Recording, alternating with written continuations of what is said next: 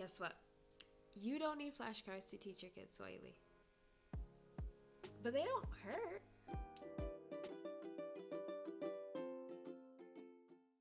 Of course, you don't need anything to teach your child a new language. All you need to do is speak to them in that language consistent. But if you're anything like me, that is very hard. So, I was born in Tanzania, but I was raised in the United States. So, I was surrounded by English everywhere. School, sports activities, anywhere else that you went, I was surrounded by English, and when I came home, that's the only time that somebody spoke to me in Swahili. And that made all the difference. The fact that my parents still spoke to me in Swahili day in and day out when I was home helped me retain the language.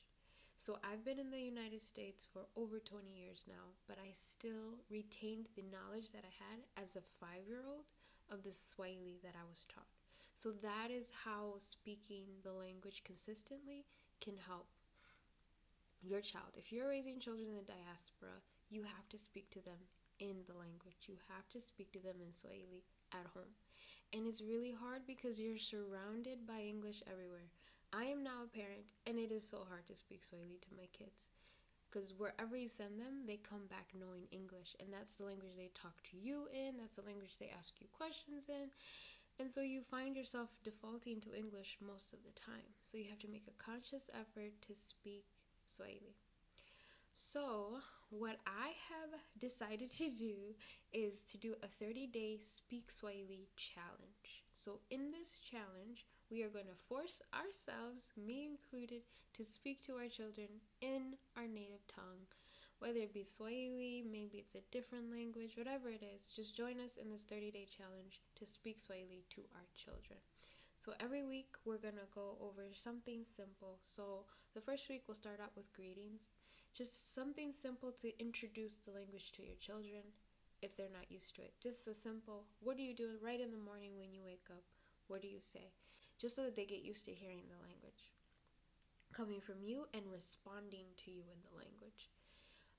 Because it'll be fun. It'll be fun for them. So we'll do that. Every week we'll get more words, and then we'll build on it. We'll build on it every week, so 4 weeks.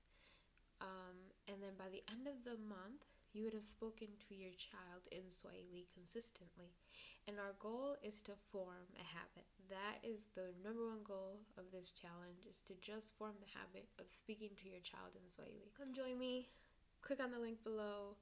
Enter your email, and I will start sending you over the first week. And you just make a commitment to yourself, I'm going to do this. And included in the email, you will get a video as well as a printable, something that you can print out and show your kids, laminate, and help teach them, hey, this is how we say, our greetings in the morning. This is what we're going to be saying. And it'll be a fun little thing that you can do, but the goal is to get you in the habit of speaking to your child in Swahili and your child responding back to you in Swahili. So we're going to start out small, build up little by little, so by the end of the month, you would have successfully spoken to your child in Swahili, and then hopefully going forward, you can continue the habit. So please join me in that challenge. I really, really am passionate about teaching our children Swahili because growing up in the United States, I know how important and vital it is to hold on to your culture and not lose it. And I've been here 20 years. I can attest to you that if you put in the effort as a parent, your child will appreciate it later on. So please click the link below. See you there. Bye.